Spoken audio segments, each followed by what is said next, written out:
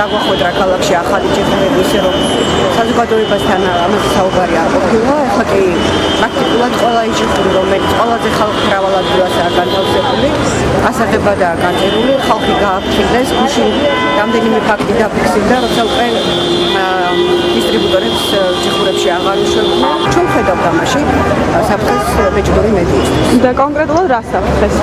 ეს არის ხელმისაწვდომობა მოსახლეობისთვის.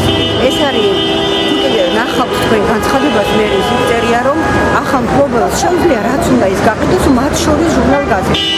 მე მახსენდება ამ ეს ხელისუფლება როდესაც მოდიოდა ძალიან ისეთი დემოკრატიული ლოზუნგები და თავგამოდებით ამტკიცებდა რომ მედია ეს არის განსაკუთრებული ბიზნესი, მას ჭირდება განსაკუთრებული ხელშეწყობა და ის არ შეიძლება ჩაყენებული იქნას კვების ობიექტების ან სხვა მსგავსი ბიზნესის რიგში. ჩვენ სოლიდარობას უცხადებთ, უნებრივია ჟურნალისტების პატას მინაიძან თავისუფალი მედია ჭირდება არა მარტო ჟურნალისტებს, არამედ უმთავრეს და უპირველეს ყოვლისა საზოგადოებას, მათ შორის არასამთავრობო ორგანიზაციებს, პოლიტიკოსებს და ყველა მოქალაქეს. მე მოვედი რომ ხარი დაუჭირო თავისუფალ მედიას, ბეჭდურ მედიას, რომელსაც შეექმნა ძალიან დიდი პრობლემები. ეს ეგრეთ წოდებული ქალაქის იერსახის გალამაზება და ლამაზი ჯგუფების დაგმა დამიზნულია იმისთვის, რომ არ გავრცელდეს დამოუკიდებელი თავისუფალი ბეჭდური მედია.